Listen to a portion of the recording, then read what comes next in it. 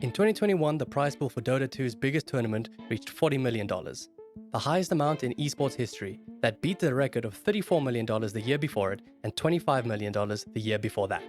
The next most valuable event in esports was the Fortnite World Cup in 2019, with a prize pool of only $15.2 million. But this year, Dota's prize pool for the International only sits at $2.2 million.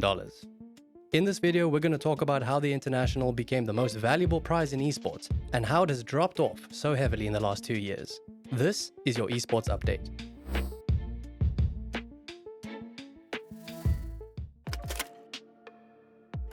In 2013, Valve, the company that developed Dota 2, as well as Counter-Strike and Steam, decided to change the course of esports history by introducing a crowdfunding element into the International, or TI for short.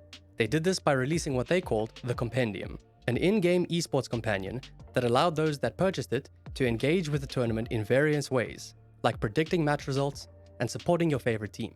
The concept was simple. You pay $10 for the base compendium, and 25% of all the money spent on the compendium gets contributed into the final prize pool for TI, on top of the initial $1.6 million that Valve puts in. This was a huge success with the community, as year over year the prize pool would grow. $2.8 million in 2013, $10 million in 2014, $18 million in 2015. Valve started releasing more and more exclusive content and events that were tied into the compendium, which they ultimately transformed into the Battle Pass. A term that gamers are all too familiar with in 2024, but in 2016, this was a huge change. The community was seeing a huge upswing in exclusive content that was only available for a limited time in the year and didn't want to miss out, and the result was a skyrocketing of money spent in-game, and subsequently a rise in the prize pool. In 2021, the TI prize pool reached just over $40 million.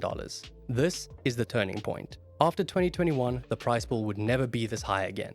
So, what happened? Even though the Battle Pass was clearly a profitable strategy for Valve, seeing as only 25% of the Battle Pass purchases go to the prize pool, they're making about $120 million from that. Valve was unhappy with the amount of resources invested into creating large amounts of content that not every player is going to be able to experience. Seeing this, they took a big step. In 2023, Valve announced that there would be no more Battle Pass for the International. Instead, they would be reintroducing the compendium that acted more as the original esports companion that let you engage with the tournament while earning some in-game rewards along the way. This decision tanked the prize pool, only raising an extra $1.7 million, leading to the lowest TI prize pool since 2014. Even though they knew that it would make them less money, Valve reassured the community that their focus would shift to creating year-round content that all players could enjoy throughout the whole year, instead of dedicating it all to the exclusive paid-for Battle Pass. Valve was also quick to remind the community that it is still dedicated to making the International the greatest event in esports each year, but will focus more on the event and not on the Battle Pass.